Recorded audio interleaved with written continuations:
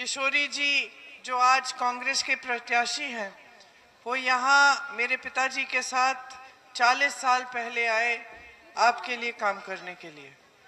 मेरे पिताजी के संरक्षण में उन्होंने जितने भी यहाँ के विकास के कार्य थे, जितने भी काम थे, जो भी आपकी समस्याएं होती थी, उनको सुलझाने का काम किया। जब जब आप हमें कोई दरख्वास्त पकड़ाते थे कि किसी का इलाज करना है, कोई सड़क बनानी है, कहीं हैंडपंप चाहिए, कोई भी ज़रूरत हो, हम हमेशा किशोरी जी को देते थे और कहते थे कि किशोरी भाई साहब आप जाके जांच करिए, पता करिए और ये समस्या सुलझा दीजिए।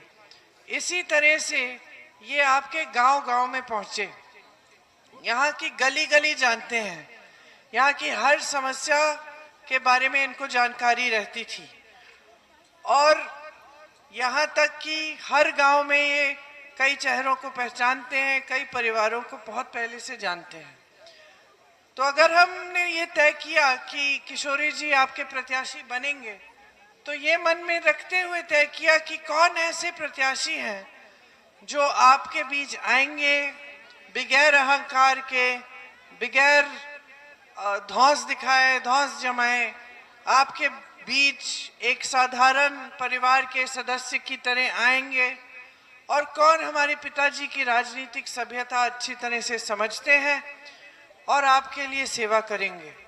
तो देखिए, एक यहाँ की जो सभ्यता रही है राजनीतिक, जो मेरे पिताजी के समय में स्थापित हुई और उसके बाद जितने भी मेरे परिवार के सदस्य रहे उन्होंने निभाया, वह यही थी कि चाहे कितना बड़ा नेता हो, चाहे देश का प्रधानमंत्री भी हो, तो वो आपके सामने आदर के साथ आता था, आपके गांव में पैदल चल के आते थे, वो आपकी समस्याओं को समझते थे, आप डांट देते थे, कह देते थे कि मेरा ये काम नहीं हुआ या वो काम नहीं हुआ, तो बुरा नहीं मानते थे, झुक कर आपके लिए काम करते थे और आपकी हर समस्या को सुलझाने का प्रयास करते थे।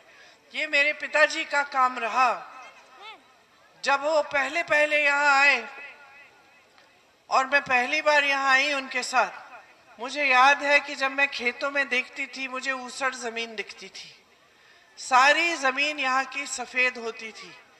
जो बुजुर्ग होंगे उनको याद होगा कि ऐसी हरियाली नहीं थी जैसी आज है, और जो नौजवान हैं उनको शायद ये पता नहीं होगा कि यहाँ पे जितनी ऊसर जमीन थी उसको उपजाऊ जमीन बनाने में बड़ा हाथ मेरे पिताजी का था।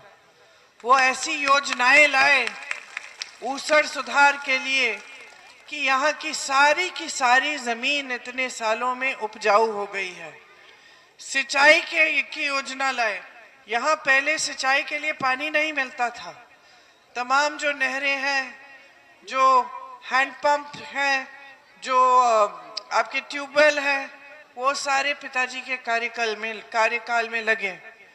फिर गरीबों के आवास बनाना, सड़कें बनानी, पानी दिलवाना, बिजली के खंभे लगवाने, ये सारा काम हुआ। इसके साथ साथ बड़े बड़े उद्योग लाए गए। अमेठी में बहुत सारे ऐसे बड़े उद्योग हैं, सेल, BHEL, HAL, FDDI, उड़ान अकेडमी, जो बड़ी बड़ी सड़कें हैं जो अमेठी को जोड़ती हैं पूरे देश से, वो भी मेरी माताजी के कार्यकाल में बनाई गई। तो बहुत सारा विकास का कार्य हुआ। लेकिन कुछ सालों पहले यहाँ एक भाजपा की प्रत्याशी आई जो आज आपकी सांसद है। उनका एक ही मकसद था, सेवा मकसद नहीं था, आपके प्रति कोई आदर का रिश्ता नहीं था, आपके साथ कोई रिश्ता ही नहीं था। वो यहाँ इसलिए आई कि उनको पूरे देश में ये प्रचार करना था कि देखिए अमेठी में कुछ काम नहीं होता, ये गांधी परिवार का क्षेत्र है और राहुल गांधी जो यहाँ के सांसद हैं उन्होंने कुछ नहीं किया। ये दिखाने के लिए और देश को दर्शाने के लिए वो यहाँ आई और उन्होंने काफी झूठ फैलाए। पता नहीं यहाँ पे परियोजना वाली महिलाएं हैं कि नहीं हैं। तो एक समय में जो हमने परियोजना शुरू की थी जिससे समूह बने थे और आपकी सुविधा हुई थी, आपकी बड़ी मदद हुई थी, वो कहने लगी कि हमने ये समूह सिर्फ आपसे जमीन छीनने के लिए की। ये परियोजनाएं सिर्फ हमने जमीन छीनने के लिए बनाई।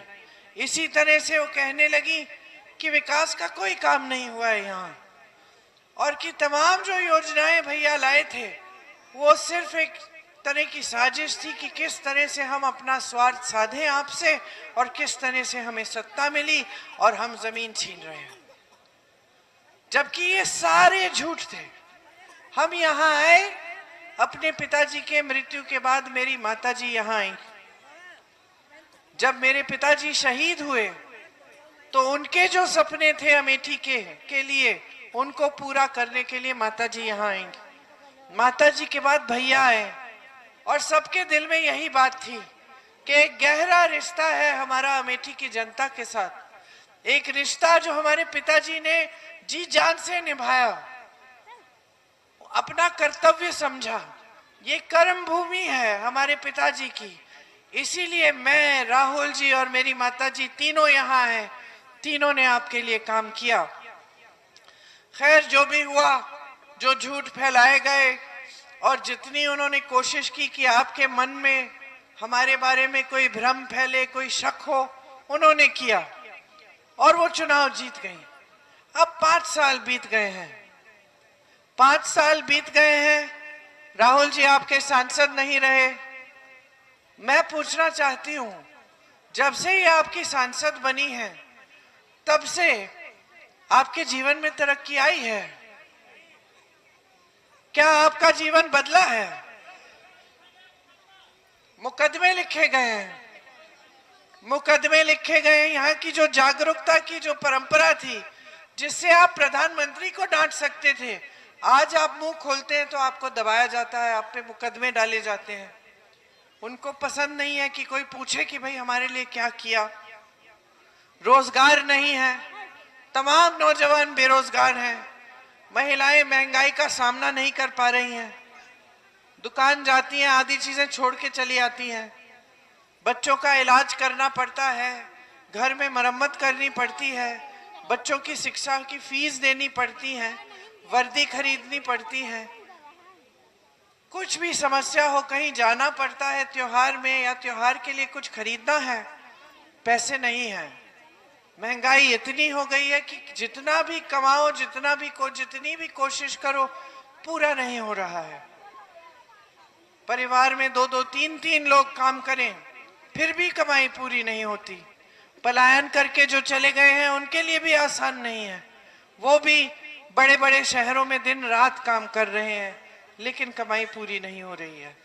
मोदी जी की सरकार ने ये परिस्थितियां बना दी हैं पूरे देश भर में कि 70 करोड़ नौजवान बेरोजगार हैं। सबसे ज्यादा बेरोजगारी 45 सालों में आज है। आप पढ़ाते हैं, लिखाते हैं, फिर भी नौकरी नहीं मिलती। आप कितना भी संघर्ष करते हैं, आपके लिए कोई सुविधा नहीं है। किसान खेती में काम करते हैं, पूरे दिन खेती में काम करते हैं, पसीना बहाते हैं, रात को घर नहीं आ सकते, खाना खाने के बाद उनको जाना पड़ता है फिर से खेती में, और फिर खेती की पहरेदारी करते हैं पूरी रात। क्या करें, सारी रात बैठना पड़ता है खेतों में। आप कह रहे हैं, आप कह रहे हैं आवारा पशु आपके खेत चर डाल रहा है, चल रहा है, आप रोक नहीं पा रहे हैं। सालों से ये समस्या है, कोई हल नहीं कर रहा है। देखिए, हर तरफ से संकट है, हर तरफ से परेशानियां हैं।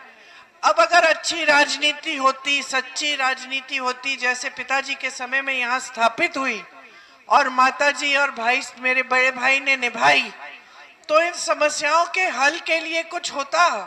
आपको महंगाई से राहत पाने के लिए कुछ करती, देने के लिए कुछ करती सरकार, लेकिन कुछ नहीं हो रहा है, कुछ नहीं हो रहा है। आपको मालूम है, जहां कांग्रेस की सरकार है, छत्तीसगढ़ में बाबा, छत्तीसगढ़ में हमारी सरकार है, यही आवारा पशु की समस्या वहां है, सुलझा दी है। हमारी सरकार थी कुछ महीनों पहले तक, अब बदल गई है। जब हमारी सरकार थी छत्तीसगढ़ में, तब गौशालाओं को मजबूत किया, जनता से कहा कि अगर आप पशु रखेंगे हम गोबर खरीदेंगे, गोबर में से गोबर गैस बना के आपके घरों में भेजेंगे। गौशालाओं में बिल्कुल सही है, और गौशालाओं में रोजगार मिला, महिलाओं को रोजगार मिला। गौशालाओं में जो दूध मिल रहा था उसकी पैकेजिंग सिखाई, जो समूह है वो गौशालाओं के साथ जोड़ के बनाई।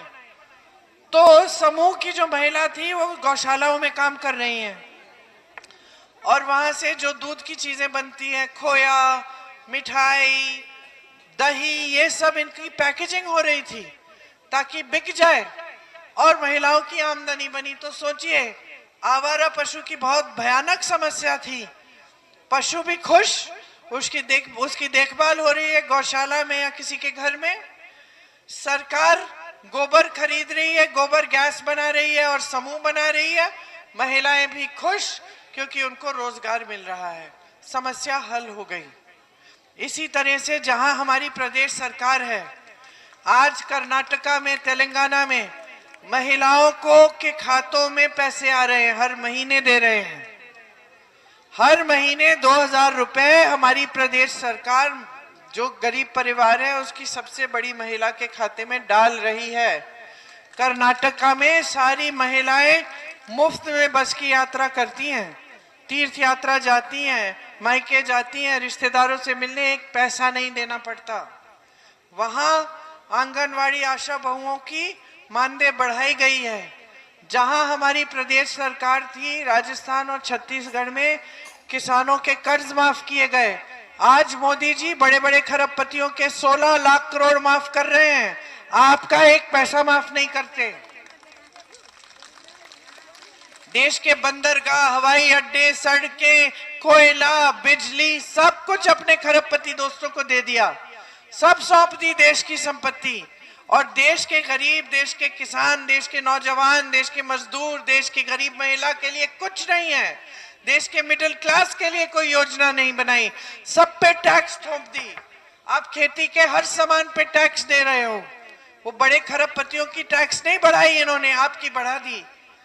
आप खेती से कमा नहीं पा रहे हो तो इनकी नीतियों की बदौलत कमा नहीं पा रहे हो। आवारा पशु की समस्या है, दूर कर सकते हैं, हमने करके दिखाया है। हमारे प्रदेशों में 25 लाख का बीमा था, राजस्थान में 25 लाख का स्वास्थ्य बीमा। मतलब अगर कोई बीमार पड़ जाता तो 25 लाख तक इलाज सरकार कराती गरीब परिवारों के लिए।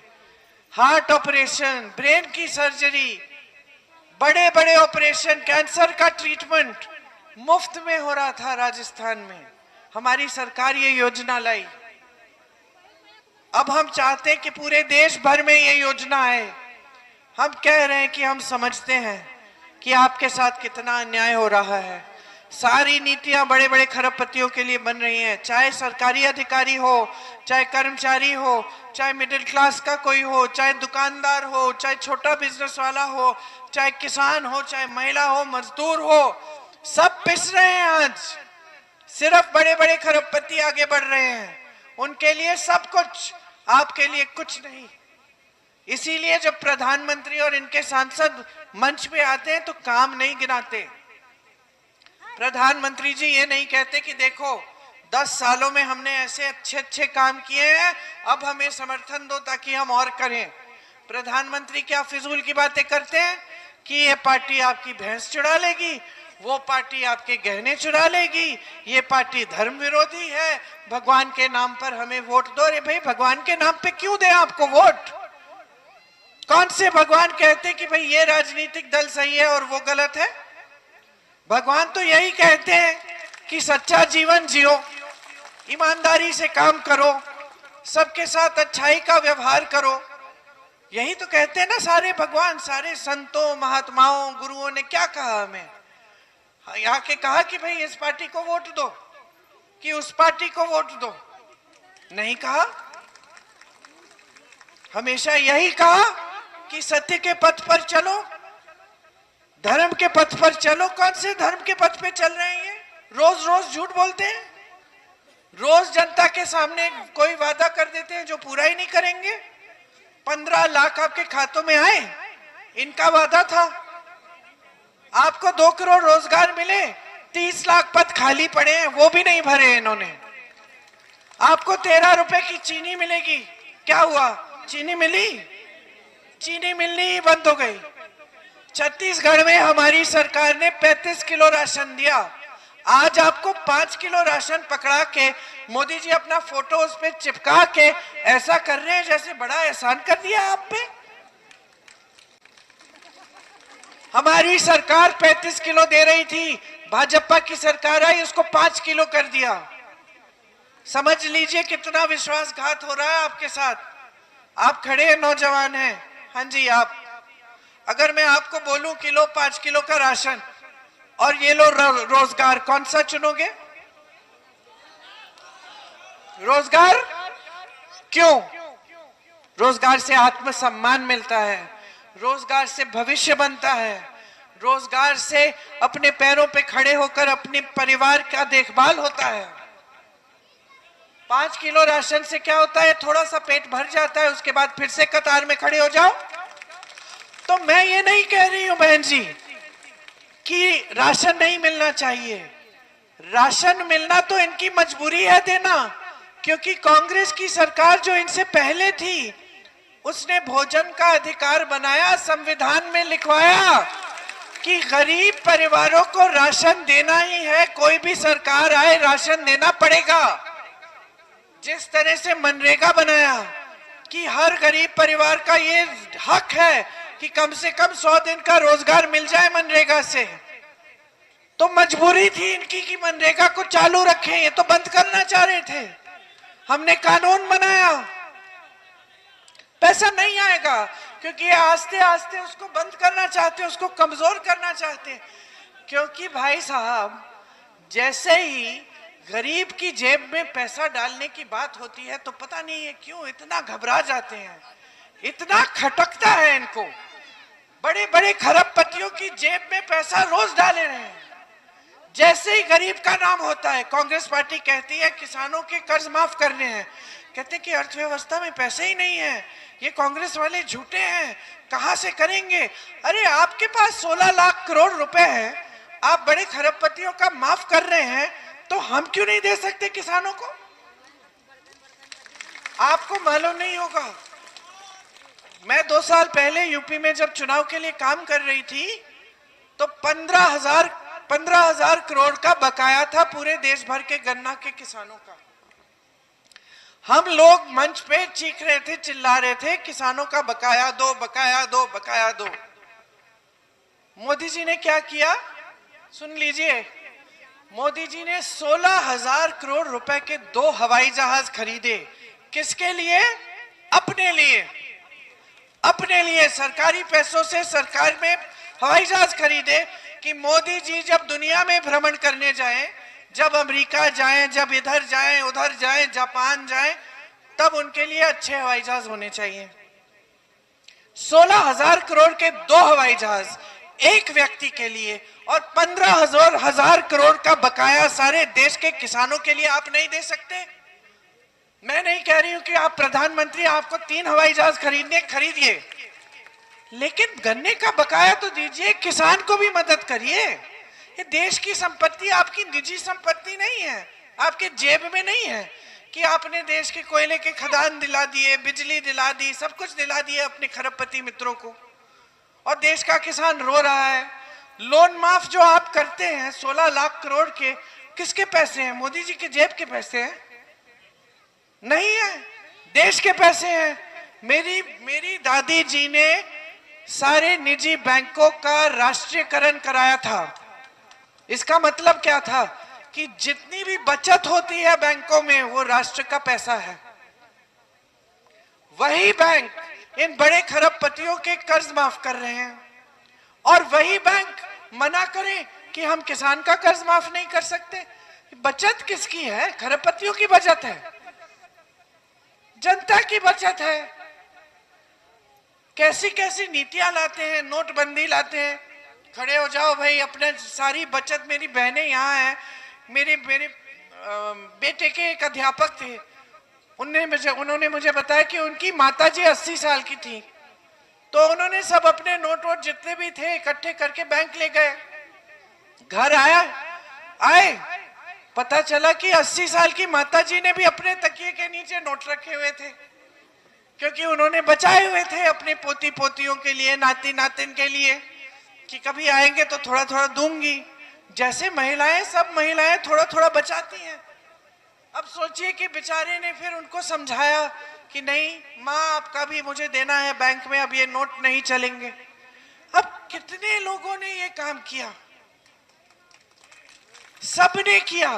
आपने कहा देशभक्ति है, काला धन आएगा आपके अकाउंट में डाला जाएगा, आपके खातों में। कुछ नहीं आया आपके खातों में। इन 10 सालों में बीजेपी बन गई सबसे अमीर पार्टी इस दुनिया की। हम लोगों को भ्रष्ट कहते कांग्रेस पार्टी भ्रष्ट है। 55 साल से कांग्रेस का राज था इस देश में। 55 सालों में कांग्रेस दुनिया की सबसे अमीर पार्टी नहीं बन पाई और ना कोई प्रयास हुआ उसको बनाने का।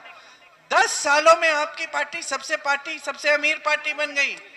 60,000 करोड़ तो इनकी पार्टी ने अपनी पार्टी पे खर्चे हैं। किसके पैसे हैं, कहां से आते हैं? क्या वो सब काला धन? ये तो नहीं है।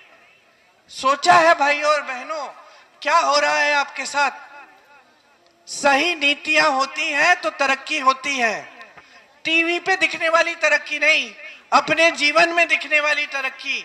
ये बड़े बड़े उद्योग जो पिताजी ने यहाँ लगाए, बड़ी बड़ी सड़कें जो बनवाई, जो भी यहाँ हुआ, आप सबने तरक्की देखी। जो बुजुर्ग हैं वो बता देंगे। तरक्की जब कोई करता है, जब किसी की नीति होती है, जब सरकार की नीयत होती है, तो जनता के जीवन में दिखती है। आज जनता के जीवन में सिर्फ संकट दिख रहे हैं, सिर्फ दुख दिख रहे हैं, सिर्फ परेशानियां दिख रही हैं। तो आपको बदलाव लाना है।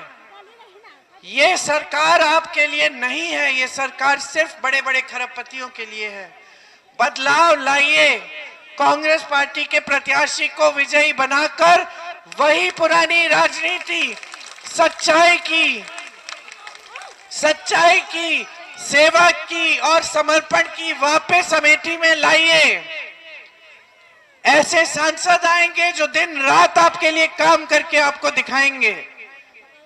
आपको खुद पता चलेगा कि मेरे सांसद किशोरीलाल जी है, मेरे पास कोई समस्या है, मेरी समस्या है, मैं सीधे इनके पास पहुंच सकती हूं। कोई बड़े मंत्री नहीं है, कुछ नहीं है, लेकिन ये जानते हैं कि बनाने वाले आप हैं और आपके लिए दिन रात काम करेंगे। तो मैं आग्रह करती हूं कि 20 तारीख को पहले बटन पर किशोरीलाल शर्मा जी को वोट दें। पंजा आपको दिखेगा। आप जब तक बटन दबाएंगे, जब तक उसकी वो आवाज आएगी, 2 की आवाज आएगी, और फिर जो पर्चा निकलेगा उस पे भी हाथ का पंजा होना चाहिए। तो देखिए, आपने 5 सालों से ऐसी राजनीति देखी है जो सिर्फ आपका इस्तेमाल करती है। अब इनको मौका दीजिए, वापस वो राजनीति लाइए जो सेवा की राजनीति है। धन्यवाद। जय हिंद।